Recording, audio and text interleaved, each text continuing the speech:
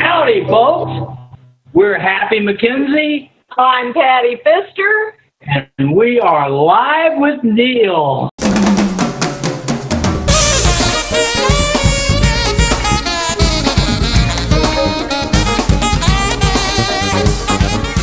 All right, everybody. Here we are live with NeVE, high in the Highlands from beautiful Highlands, New Jersey.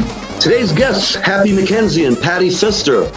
They have been living together for 31 years, playing music now. 4th of July is their 31st anniversary of meeting, playing, and generally enjoying life. The Crabgrass Cowboys have been around for decades, and they're a great band. They've played in all 50 states around the country, and we're going to talk a little bit about that. They've played in all states except for Hawaii, and they've played with some remarkable people, including Marty Stewart. They've played at the annual Graham Parsons Guitar Pull in Georgia, and a whole lot of other gigs. And I'm going to let them talk to you in a few minutes. I hope you're enjoying the show.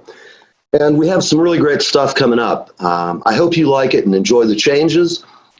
We now have a Live with NeVE Facebook page and on YouTube. We've got all kinds of good stuff planned. We're improving our equipment. We're improving our talent. I have some amazing artists, which I'm not going to even tickle you with yet. But I hope you stick around and can make it through. For those of you who've been watching this show, I started this approximately 22 shows ago. And since then, we've made tons of changes. For those of you unlucky enough to see the first few shows, I hope you'll stick around with me and enjoy the coming ones, because we've got some great people. We're going to be talking music, art, entertainment. We have good things coming for you, and I hope you really enjoy this show. So just stick around and enjoy. It's going to be a good ride. Computer on. Oh, there. Thank you, Money Penny. You need to work on that accent some. It's great to finally talk to you guys. Well, you know, I usually start the show by introducing you and all that stuff, but I've already done all that while I was waiting to sort some things out. It's like the old, I don't know if you remember Edward R. Murrow. He'd come in people's living rooms and they'd say, "Oh, hey, how are you?" You know, that kind of. That's a great bit that I hadn't thought of. And you're all sitting at a piano, or what are you sitting at? We're sitting in the Dining room table. yeah. All right, great. Crabgrass country here at. I see the backdrop is lovely. Absolutely. I have one of those African horses here. That's what they call it is a stubborn mule. There you go. He's kind of cranky. Kick the hell out of you. White with black stripes or black with white stripes? I can't tell. Hell if I know. I'll let that up to brighter minds than mine. Get a PhD in zebra stripes. I'm sure that's going to help somewhere and someplace. You know, this isn't Howard Stern, so I won't be asking you any incriminating information. Nothing naughty. No, we will not be naughty. I've got too many stories people tell about me if I go somewhere, and I'd rather keep that kind of a dull roar at any rate. We won't tell. All right. Nope. Well, can we take you to Crabgrass country? Of course. Well, let's see if you can do that. Oh, right. Yes. All right. Here, Great. We'll take my glasses off. Nice Gibson. Sitting down. Okay. Well, It does feel a little weird. We're very visual. Yes. I know. I've been watching your shows from a long time ago. We've played at the Alligator Festival over the years. I played there many times. You're frozen at the moment. Oh, there you are. Now that's a hat. That's a hat. That's a hat, man. Palm Beach Stetson. I need a 7.5 rather than a 7 1/4, as Lyle Love would say. So here we are, without much ado. Have at it. Looking mighty fine.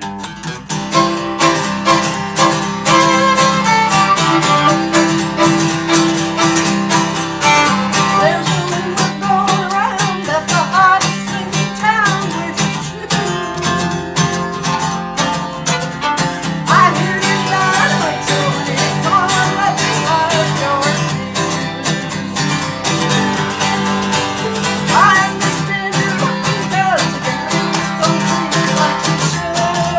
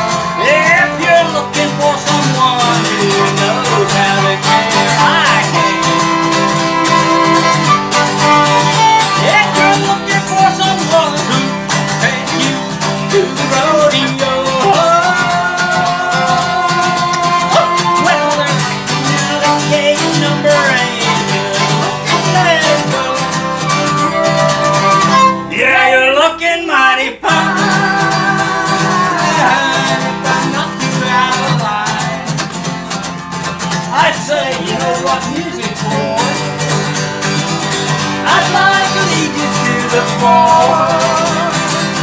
And if you say it's alright, we can dance all night. If you don't say no more, we can dance right out the door. If you don't say no more, we can dance right out the door.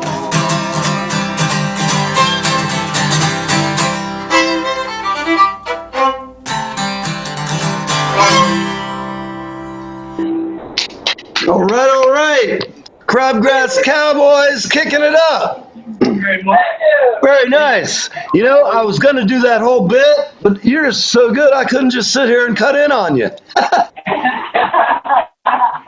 You want to play another one while we're sitting here? Sure.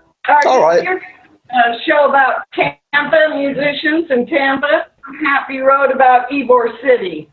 I've spent many a night there. Yeah. All night, right? Yeah, long nights. 7th Ave and you.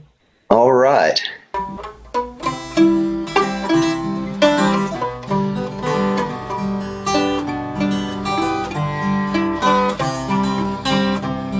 If I could erect a museum, this is what I would do. I'd fill it with history and romance, dedicated to 7th Avenue. I'd put in what great-grandpa told me about riding with Teddy and the boys. The riders' last bivouac in Ybor, on a street that brought some their last joy. If I could erect a museum, this is what I would do. I would fill it with history and romance, dedicated to 7th Avenue. I'd serve a roast con pollo, made fresh by the shops every day. Some black beans we call frijoles, and a cup of cafe. Yes, if I could erect a museum, this is what I would do. I would fill it with history and romance, dedicated to 7th Avenue.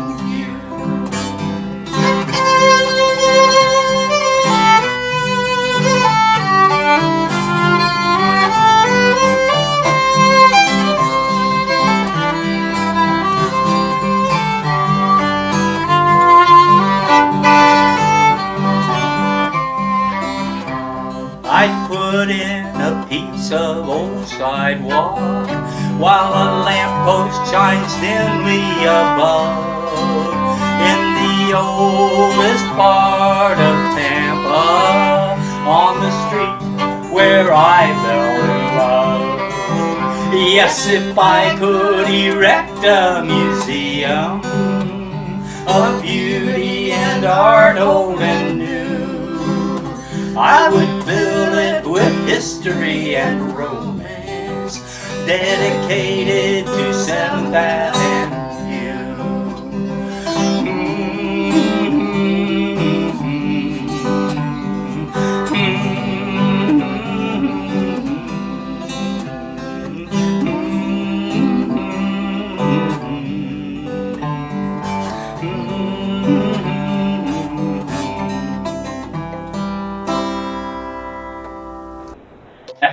All right, man. That was just great fun.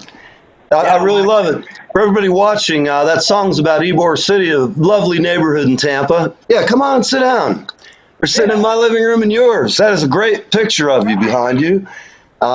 Just a great backdrop. Who did that for you? That's Crabgrass Country right That was a friend of ours long ago who wanted us to play a party for her, and an artist. in exchange for payment, She created Wow. that.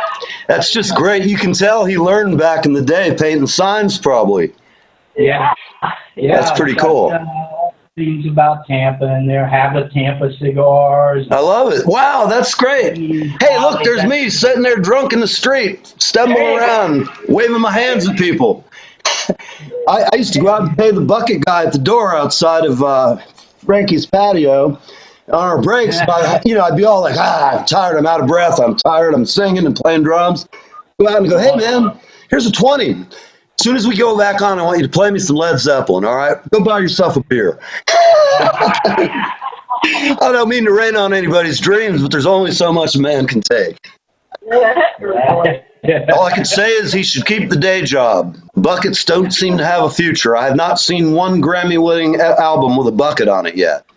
I mean, it could happen, though. You never know. I'd throw it in there and find a way. It's like making a good soup, You sometimes find that mystery ingredient. We got buckets. Yeah, as a matter of There you go. There you go. That's a wash tub bass.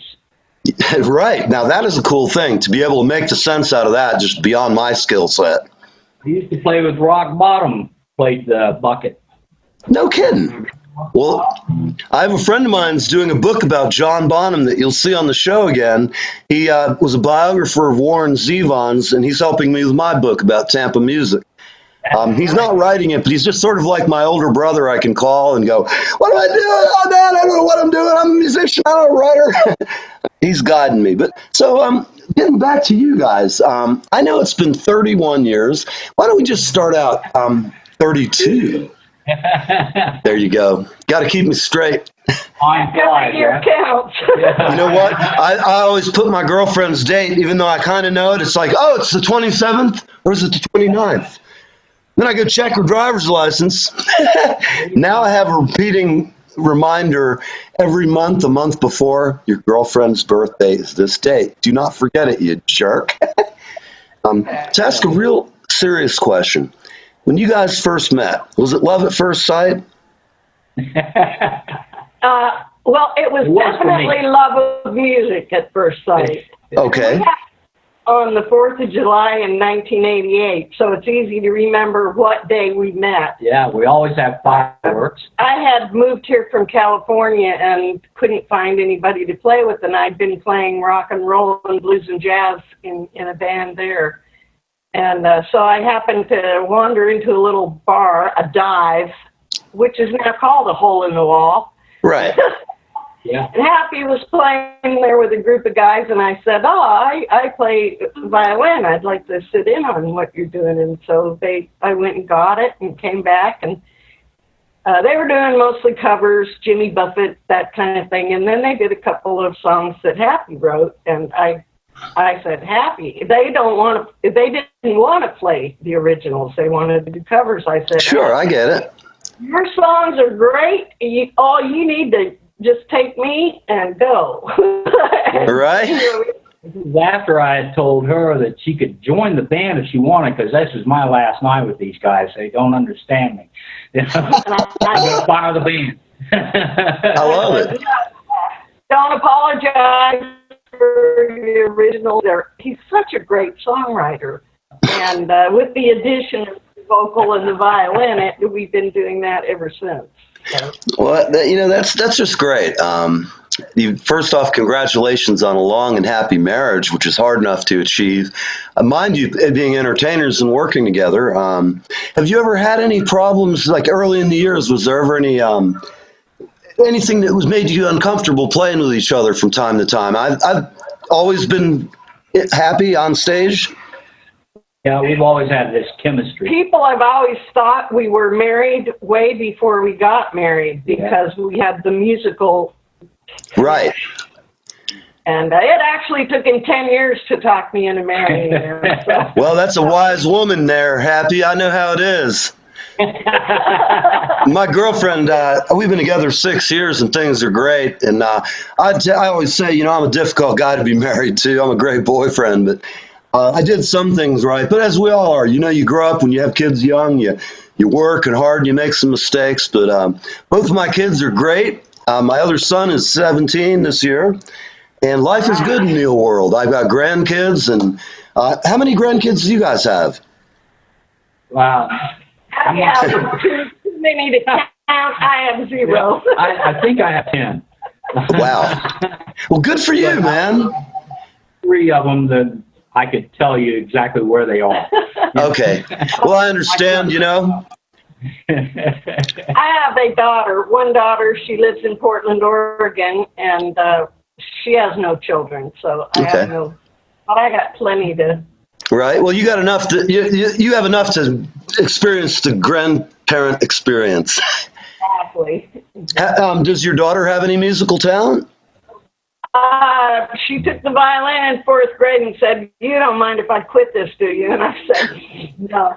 No. She's got a lot of other talents. Right. Well, great. When did you start playing?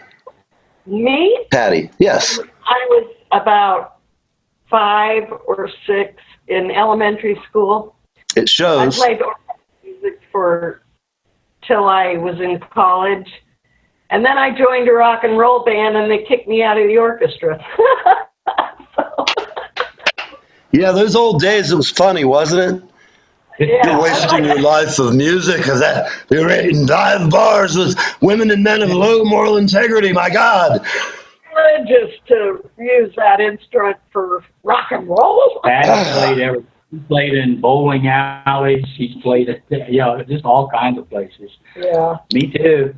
We've both had our share of good places to play and really bad places to play. Me too. I think, don't you all think that that's part of our learning experience as young musicians and as we become older? You know, if I knew everything I knew now, when I was 21, my life had been different, but we're all like that. We're humans. And some people learn quicker than others, as we all know, about how to work it and find out that a business is a band. It's easy with you guys. Out of that question, who handles the money in your family? It's not a standard question. What money? What money? Right answer. Right answer. Right now, with everything shut down, all of our festivals and I know. So, you know, we have a concert coming up with Poco and Pure Prairie League. Oh man. And, where is it going to be? Already postponed. Oh no, too bad. No, it was in August. It was right about now. Ruth Eckerd Hall in Clearwater. Great hall, great bunch of bands. I love Poco. I think, the Eagles wouldn't be there if it wasn't for Poco, leading that. Graham Parsons started Poco on that trail. Right. So everything goes back to Graham Parsons. Absolutely. Yeah, but, the man, the myth, the legend. Yeah. Let's talk about Graham. Tell me a little bit about how you were. When did you first find out about Graham? And from Central Florida. He was born in Winterton, and I knew about him long ago. Back when he and I were both in bands at different times, right. on the road or just traveling around. And so you played with him. We might have crossed paths a couple times. But, he had a place over in Winter Haven that his father. Right. I've been out there and seen it. Wonderful place.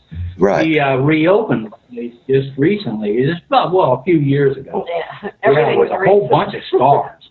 Wow. Everybody was paying tribute to Graham, and we got our chance to get up and do 40 minutes worth of Graham Parsons songs that he wrote. All right. His life and everything. I'm big on doing that. If I find a really interesting story, I glam onto it and just don't let go. Absolutely. Somebody that is really cool. And I knew nothing about him until I met Happy, and he played Grievous Angel, and then the songs he wrote about Graham that long before the Graham bandwagon. So yeah. I think reading his lyrics when you listen to the music is always a good thing and an idea the first time. It's like Townes Van Zandt. A lot of people, he was like such a It always amazes me when I meet somebody who says they like country and they tell me it's like Georgia, Florida line or something. And I go back to that meme of Willie and Chris Christopherson sitting there, and Willie says, "You ever heard of Florida Georgia line?" He goes, "No, but I pissed there once." And it was great. You know, we have our stuff on Reverb Nation. Right. Look that up, Crabgrass Cowboys. Right. Well, I've been looking you up and watching and listening to songs and getting ideas to make this a good interview, because I hope it's something you'll be happy with the results. And back to music. You both started. I asked you, Patty. How about you, Hap? When did you start playing music for the first time? Well, I got my first guitar when I was 8 years old. I had just seen Elvis.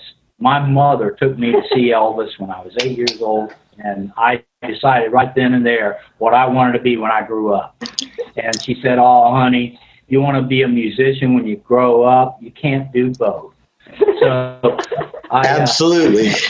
I'm still a big 19-year-old. My father passed away when I was 7, just 2 weeks before I turned 8. So that Christmas at 8 years old, I got everything in the world for Christmas. I mean, everybody felt so sorry for me and my little brother, and you know, they were giving us all kinds of love, and that was wonderful. You know, we have a wonderful family. But I didn't really start playing until I was about 14, 15. Mother would take me to gigs, and we had a little band, the Blue-Eyed Souls, and we would play things like Ventures and Beach Boys and stuff like that. Right.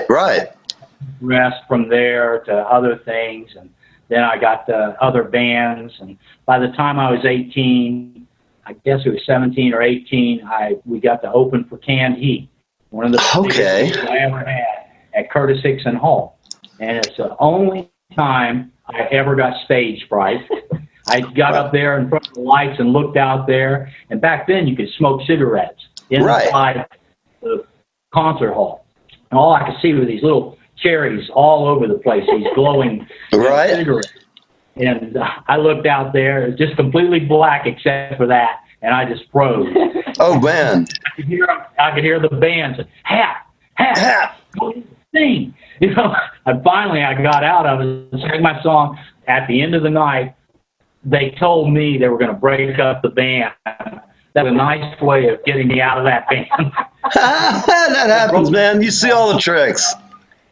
It's like a divorce when you break up with a band. You don't talk to each other for years. You know, I see those guys every now and then, and we laugh about it. And we have a good time with it. We talked about your guitars, and you started young. Do you know Ronnie Elliott? Wrote my first song when I was 4 years old, or in 4th grade. Not Gotcha. Probably when I was 4, but actually I wrote it. I probably stole my first song when I was in 4th grade. Well, great. It's not stealing, it's just borrowing. It's like a cup of feed. I could write songs. I thought, well, I'm writing poetry. And, what was it? I've been working on my garden. I've been working on my garden. I guess I was an environmentalist even back then. Oh, man, that's great. Since that time, I've read that you've been to 50 states and played in every one of them, with the exception of Hawaii. Have you ever made any plans to try and conquer that, just so that before you die you can say, I did it? It's on our bucket list. It's done your... We have to fly. Yeah. So. Oh, yeah. Well, I know that the whole COVID's got everybody, and that's really how I started my show. I had a very rough year last year, health problems-wise, and when I got back and I'm starting to get my feet about me, I'm still have some physical pain, but my mind and my mouth seem to be working okay most of the time. Anyway, but I started this show with an iPad and an iPhone. And I would actually, it was so primitive, I'd have to sit here and hold this to record the show on my iPad, and it would be like I had some kind of Parkinson's problem, and I felt terrible because I was interviewing. I had a great interview with Warren Zevon's wife, who I'm a part of this group of Warren Zevon aficionados. We've been having an annual festival, And I've so far interviewed his wife, his last girlfriend, his biographers, his road manager, and they're good shows. They're in editing right now. But I'm asking you guys out of curiosity, have you been aware of Warren as a songwriter over the years? Other than just like the werewolf song's great, and everybody talks about what a crazy guy he is, but the real guy was a very complicated animal. Yeah. Excellent way with words. Yes, everything was a story, and I mean, he could say more. There's so many of those songs, and she's pointing at you, Hap. You can't see it, but says you're the same way. Yeah. Everything's a story. Every one of my songs has a good story to it. Well, you know, that's what's lacking. When we first started, nobody knew where to put us on the radio. Right. Not really bluegrass. Yeah, we came out with a CD or a tape. It's not really country. It's not really bluegrass. It's not really rockabilly. Rockabilly, but that's why it's Crabgrass, country, rockabilly, Americana. There's a broad spectrum you guys fit into that, like, I can see why they would maybe say, well, I don't know what to do with them, like they used to in the old days. Crabgrass. That's right. An acronym for country, rockabilly, Americana, and bluegrass. Right. All the roots and branches of folk music. You know, every one of them tells a story, every song. Well, that's go ahead, Patty. I was going to say we do a song he wrote called "Roll It Home," which is totally swing truck driving song. Right. It's probably on our YouTubes. It probably is. Oh yeah, I'm sure it is. I'd love to know what your most interesting gig was. We couldn't tell you the most interesting. Well, first of all, we got to do two. It's a festival in Germany. They invited us back twice. It's called Western Talk. 2 different years. Where they dress a little tiny town street up as an American old town time. It looks like old time town. I know. It's funny. I saw that video. I watched some video you have up, and I was just like, great. I also spent some time in Germany, so I was. It's a great country, a great place, and you know, I love it over there. Oh, it was fun. The Germans loved us. Oh, I bet. They're big on country in Germany. Well, because you said the weirdest gig we had. Princess Anne was in Tampa for the equestrian, big equestrian thing, and I can't Prince Charles' sister. They hired us to play the music for their barbecue. They had a big tent over on Harborside, and they had it all set up, and it was all full of dignitaries from all kinds of countries and Princess Anne, and all their bodyguards standing around the thing, the tent, you know. But the weirdest part was, yeah. The weirdest part was they served this barbecue on china, crystal, and real silverware. Like, I mean, we played lots of barbecues. We were Her Majesty's requested band. I want the cowboy band. Hey, man, I love it. I really do. I can't imagine having barbecue with those folks.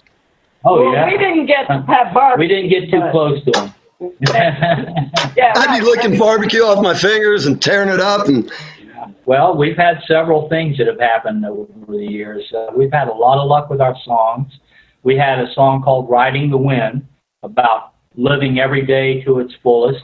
Mm-hmm.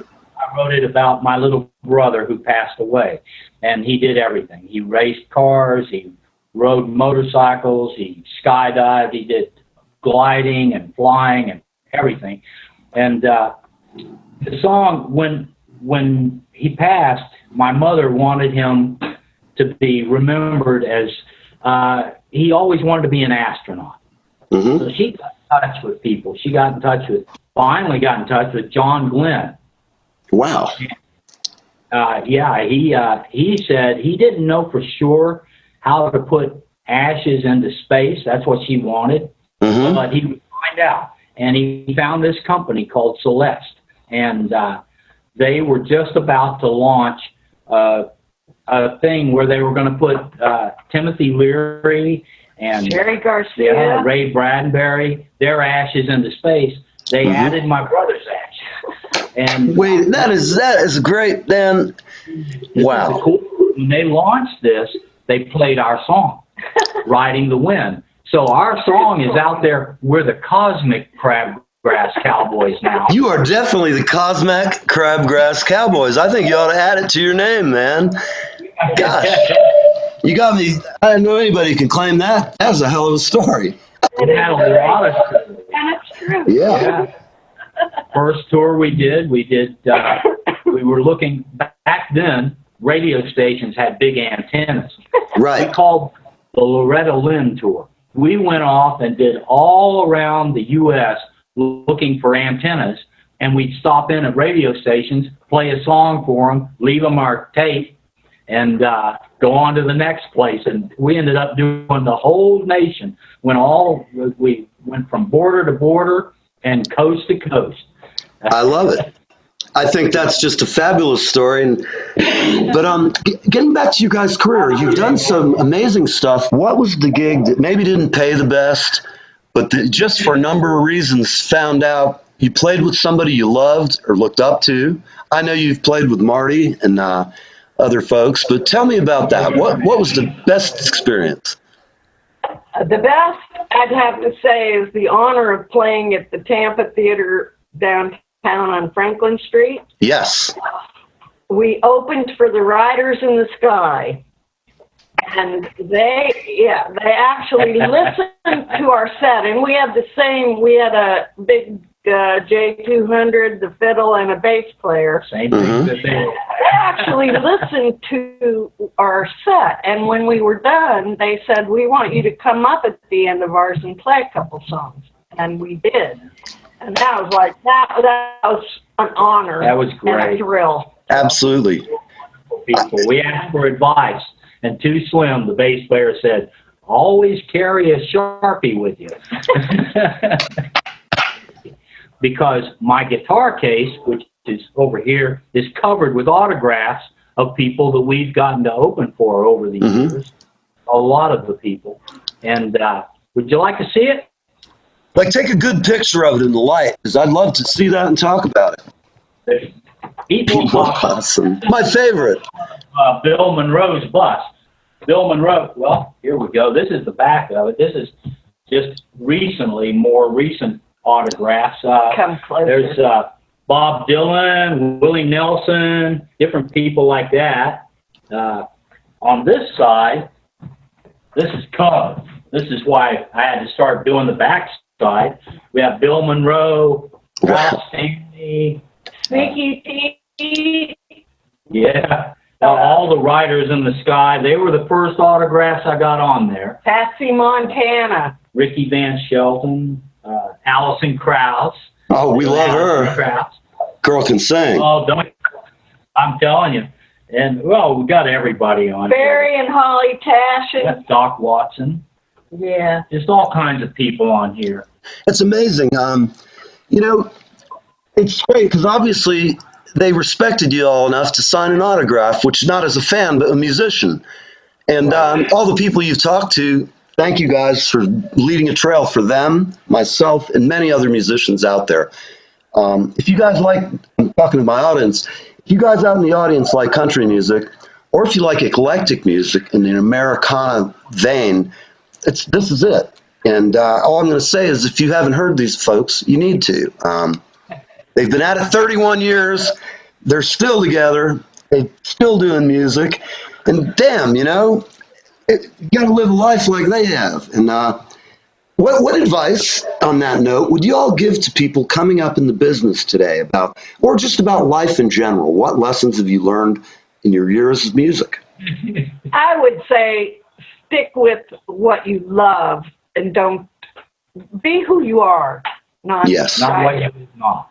Not try to be something else just to please other people or to make it bigger in the business or whatever. If you love what you do, you'll love it forever. Yeah, be genuine. Yes.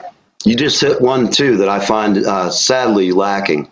I think if people had a little more of that humbleness in them, instead of worrying about money I've had some money, not enough to be, I don't have any big safety parachute gonna, bail me out of anything, but I'm happy with what I do, and I don't make shit.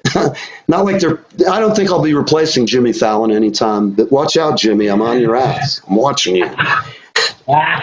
When we started out, we decided to dress like cowboys because we've always loved dressing like cowboys. When we were little kids, we dressed like cowboys. Right. Was from Montana. Born in Montana. Oh, yeah, wow. We pretty much let Roy Rogers and Dale Evans be our inspiration, how we were going to be. We figured we'll be nice people, and we'll be nice to the kids, and we'll be, as influential as they were to us. That's a good way to be. Yes.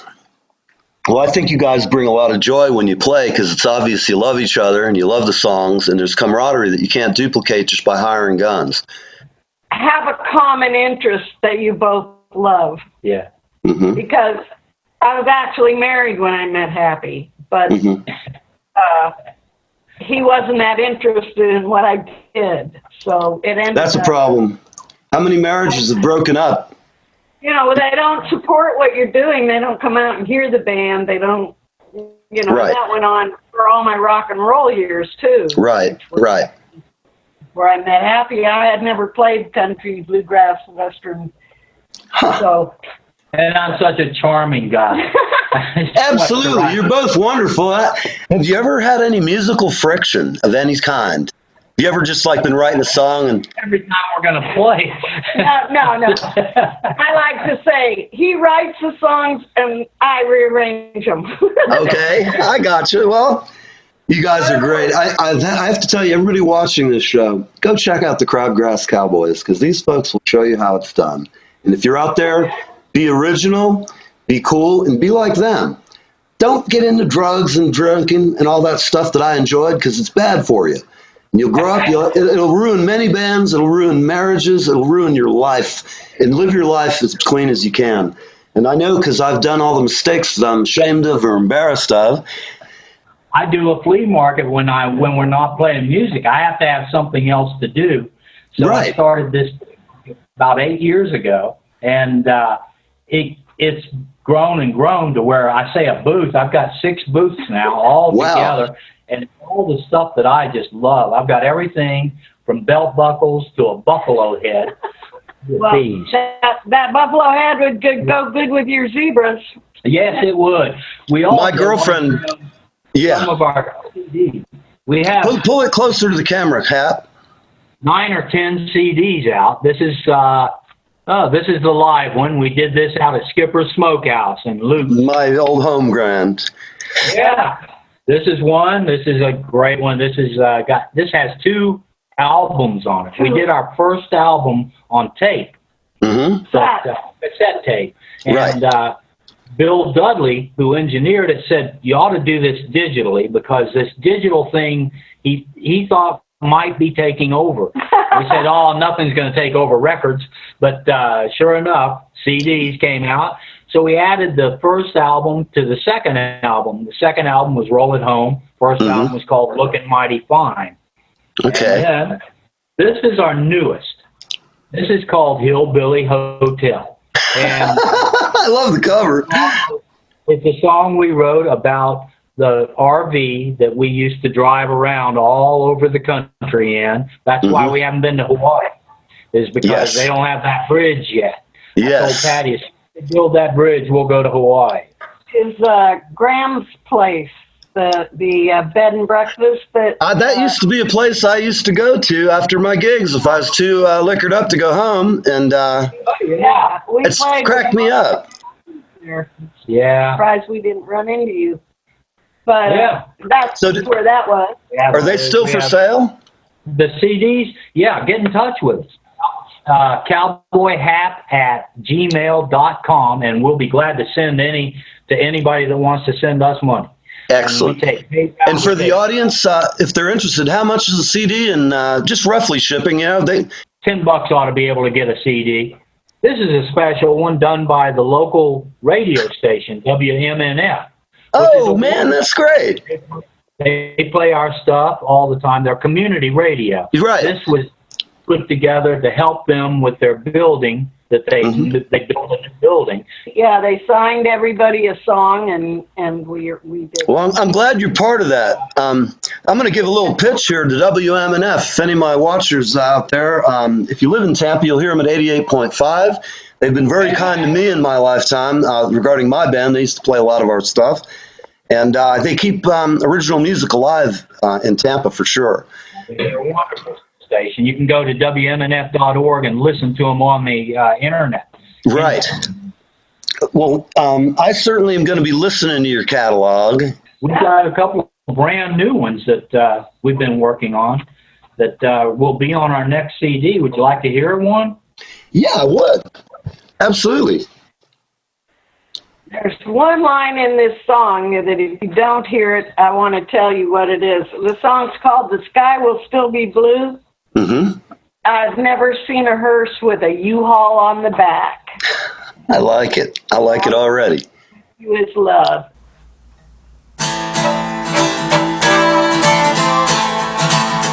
Hey, now what's that you said? I could take your place. I really could not find the words to say. Sometimes they'll keep you running till they yank you from the race, leave you blindly feeling pulled away.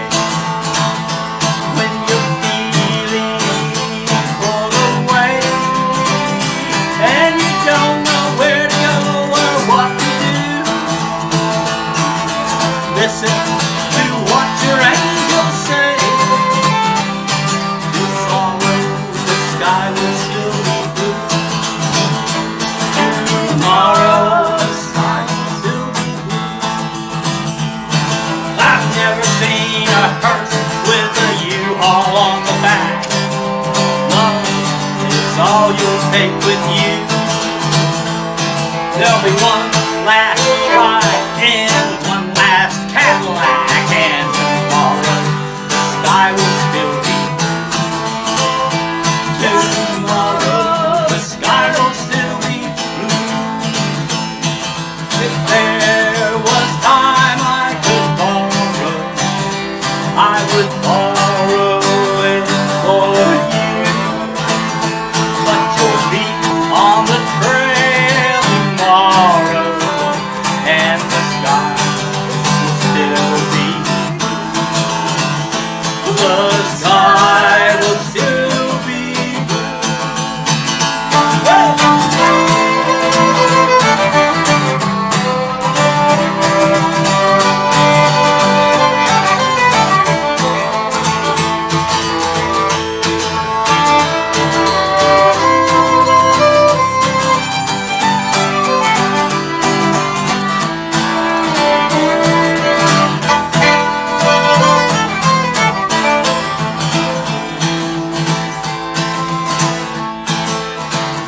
sun will still be shining.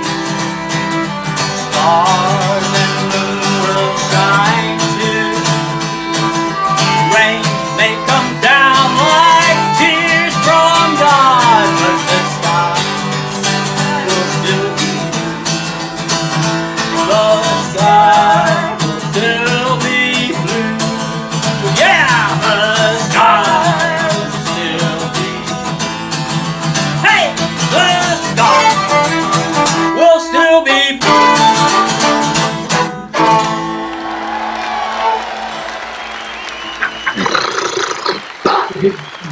Big ending. I love it. That is a good tune. And I have a feeling I always end up with friends for a long time. And I look forward to seeing you guys' new record. And I will do whatever I can to promote it. So we'll talk further in a couple of weeks. And Appreciate thank you it. so much for being here with us. Thank you, Neil. We appreciate it. And you buckaroos and buckarettes, thanks for watching our video here. They're live from Tampa, and they're live with NeVE. All right, we're going to close the show. Live from NeVE. Send me your cash, your small animals, your pets, your children. I know what's best. My old set looked like a televangelist, so I thought I'd work on my chops. You never know. Might get a new career. I could do the whole whack somebody on the head thing real good. Healed. I don't know. I haven't met you before. Oh, we have. Well, I think I met you at the Rattlesnake Festival, and I believe it was in 1979 or 8. Oh, Yeah, we played the same festivals. Okay. I was my band was called the Shogun Band, or in a gasping, brilliant display of ingenuity, we had the new Shogun Band. Yeah. Like the You were in the wordsmiths. Shake Society too, weren't you? I was a part of the Shake Society for a long, long time. They're still playing out. They're still friends with me. I have, we all have our favorite mistakes in life. I have to keep working on a song, my favorite mistake. I know Sheryl Crow wrote one. Damn good song. But I'll have to at least use the line. Nothing else. Call it a homage. So we'll see you soon. We look forward to hearing from you. Bye-bye, everybody.